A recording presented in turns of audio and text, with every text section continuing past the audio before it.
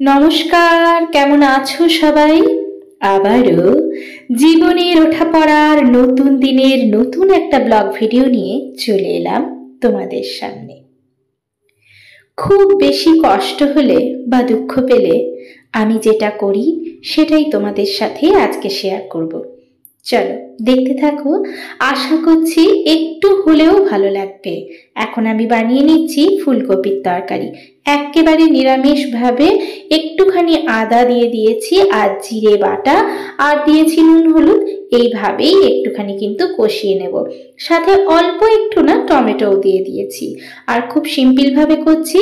ফুলকপি আর আলুটাকে অল্প একটু হালকা কিন্তু ভাপিয়ে নিয়েছি, খুব বেশি যে ফুটিয়ে একদম সেদ্ধ করে নিয়েছি তেমনটা কিন্তু নয়। গরম জলে অল্প একটু ভাপিয়ে নিয়েছি, আর এই যে ফুটে গেছে। একেবারে পাতলা, সমস্ত রকম বেশি মশলা ছাড়া একদম হালকা পাতলা মশলাই করে নিয়েছি। আর নামাবার আগে অল্প একটু গরম মশলা। জীবনে কষ্ট আমরা সবাই পেয়েছি। কখনো কখনো আমরা অসুস্থ হয়ে পড়ি, কখনো কখনো আমাদের প্রচুর ভয় হয়, আর কখনো কখনো বিভিন্ন কারণে আমরা প্রচুর কষ্ট পেয়ে থাকি। আর এমন সময়ে মায়ের মমতা, বাবার স্নেহ, আবার কখনো বন্ধুদের পাশে থাকার অনুভূতি আমাদেরকে কিন্তু শক্তি যোগায়। আমরা কিন্তু সমস্ত কিছু ভুলে যাই, তাই না? কিন্তু যদি আমরা খুব কষ্ট পেয়ে থাকি, মাঝে মাঝে নিরাশ হয়ে পড়ি, আর তখন যদি আমাদের পাশে আমাদের প্রিয়জনেরা কেউ না থাকে, তাহলে কি করব? আসলে তখন যদি কেউ দুটো ভালো কথা বলে না, আমাদের খুব ভালো লাগে। এর মধ্যে দেখো একটু উচ্ছে আলু ভাজছিলাম, আর পাওয়ারটাও চলে গেল, কারেন্ট নেই। এর মধ্যে একটু ডিম করে নিচ্ছি। চলো গল্প করি, একটুখানি রান্না করতে করতেই কথা বলি। আমি যখন কষ্ট পাই, যখন প্রচন্ড কষ্ট লাগে, আমি না বেশি বেশি করে কাজ করি, নিজেকে কাজের মধ্যে বেশি করে জড়িয়ে ফেলি। কখনো বা বাইরে বেরিয়ে পড়ি প্রকৃতির মাঝখানে, কখনো বা একটুখানি ঘুরে আসি, বেশ ভালো লাগে। আর যখন এসব একেবারেই ভালো লাগে না, তখন কিছু শুভ কথা শুনি, কিছু আলোচনা করি ভালো কথা, কিছু মুহূর্তের জন্য হলেও ইষ্ট দেবতার কথা স্মরণ করি, প্রার্থনা করি। দেখি মনে অনেক শক্তি আসে, আস্তে আস্তে মনে হয় অবশ্যই আলোর দিশা পাই। দেখো এদিকে কিন্তু আমার মা চলে এসেছেন একটুখানি গল্প করতে, একটুখানি কথা বলতে, সাথে টুকটাক কিছু নিয়েও এসেছিল। আর এই যে দুই মায় বসে এখন গল্প করছে আর কি।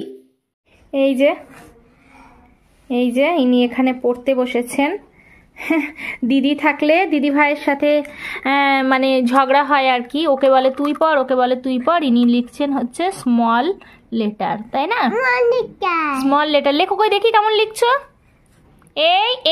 চলো দেখে নি বড় বেটু আর তোমাদের দাদা কি করছেন। তো সকাল সকাল ঘুম থেকে উঠে স্নান টান করে পুজো টুজো করে এখন আমরা বেরিয়ে গেছি মার্কেটের দিকে। তো আজকে ছুটি যেহেতু ভাবলাম যে আজকে সকালে একটু লুচি কিনে নিয়ে আসি। আজকে সকালে জলখাবারে একটু লুচিই খাওয়া হবে। তো দেখো আমরা দোকানে চলে এসেছি, এখান থেকে লুচি কিনবো। লুচি কিনে এবার আমরা বাড়ির দিকে রওনা দেবো। তো আমরা বাড়িতে এখন পৌঁছেই গেছি।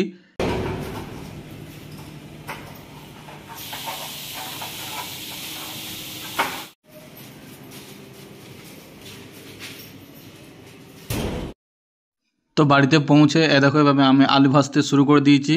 আলু ভাজা আর তার সঙ্গে ছোলার ডাল করব। আর তো আলু ভাজা ছোলার ডাল দিয়ে আমরা সকালে আজকে লুচি খাবো। আর দুপুরে দেখি যদি লুচি থাকে তাহলে লুচি রেখে দেবো, আর না হলে দুপুরে তখন ভাত খেয়ে নেবো। তো চলো এখন আলুটা ভেজে নিই, দিয়ে ছোলার ডালটা করে তারপরে আমরা ব্রেকফাস্টটা করে নিই।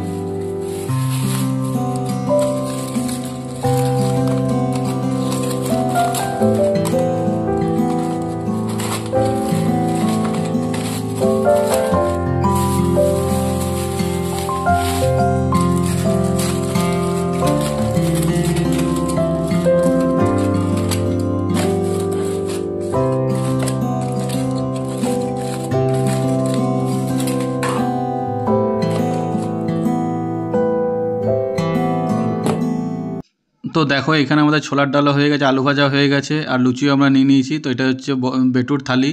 তো ও বললো যে লুচি, আলু ভাজা, ছোলার ডাল খাবে। আর আমি ওখান থেকে যে লুচির জন্য যে তরকারিটা দিয়েছিলো, তো আমি ভাবলাম যে না, এখন আর লুচি খাবো না, তো আমি ওই তরকারিটা দিয়ে মুড়ি খাবো। আর লুচি আছে, সেটা রাখা আছে। তখন দুপুরবেলায় তখন আমি আর বেটু আবার তখন যদি ভাত খেতে ইচ্ছা হয় তাহলে ভাত করবো, নাহলে লুচিই খেয়ে নেবো। তো এখানে আমি মুড়ি, ছাতু নিয়ে নিয়েছি, লঙ্কা নিয়ে নিয়েছি। আর এইখানে যে যে তরকারিটা দিয়েছে, এই তরকারিগুলো এখন খুলবো, দিয়ে খুলে আমি এই তরকারিটা দিয়ে আমি মুড়ি খেয়ে নেবো এখন। তো লুচি কিনতে গিয়ে ওখানে ওখান থেকে সবজিও কিছু কিনে নিলাম, যেহেতু আজকে ছুটি আছে বলে। এমনি দিনে তো ডিউটি থাকে, তখন আর কেনা হয় না গো। তো একবারে ওখান থেকে কিছু সবজিও একবারে আমরা লুচি কেনার পর দোকানে গিয়ে কিছু সবজিও একবারে কিনে নিয়ে এলাম। তো চলো তোমাদেরকে দেখাই কী কী সবজিপাতি আমরা নিলাম ওখান থেকে।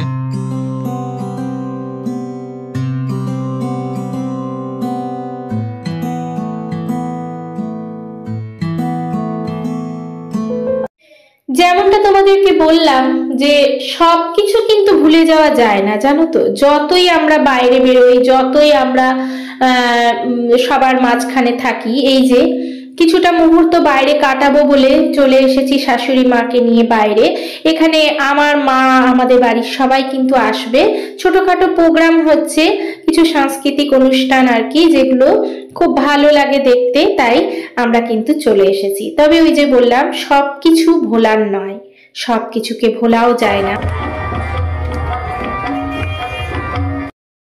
তবুও এক টুকরো শান্তির উদ্দেশ্যে হয়তো বাইরে বেরিয়ে আসা। তো অনুষ্ঠানটা একটু একটু করে তোমাদের সাথে শেয়ার করার চেষ্টা করলাম, যদিও কপিরাইট আসবে বলে পুরোটা করতে পারলাম না।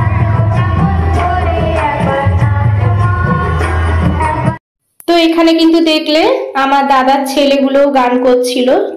সমস্ত বাচ্চারা, বড়রা সবাই মিলে হই হই করে মেতে ওঠে কিছু কিছু অনুষ্ঠানে, কিছু কিছু আনন্দের মধ্যে। তো তারই মাঝে আমরাও কিন্তু চলে এসেছি নিজেদের কষ্টটাকে একটু দূরে সরিয়ে রাখতে। জানি সবকিছু কিন্তু সম্ভব না।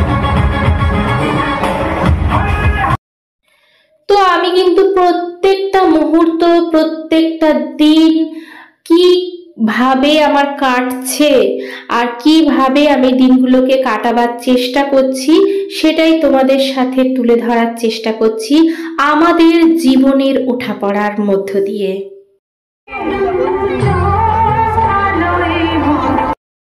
বারে বারেই যেন ভিডিওগুলো করার সময় আমার এইটাই মনে হয় যে জীবন এইরকমই, জীবন চলমান, জীবন থেমে থাকে না, জীবনে এগিয়ে যেতে হয়। তো আজকের ব্লগটা এই পর্যন্তই রইল। যদি কিছু ভালো লেগে থাকে তো অবশ্যই লাইক করে পাশে থেকো তোমাদের প্রিয় চ্যানেল জীবনের ওঠাপড়ার সাথে। দেখা হচ্ছে পরবর্তী নতুন একটা ব্লগের সাথে। ততক্ষণ পর্যন্ত সবাই সুস্থ থেকো, ভালো থেকো।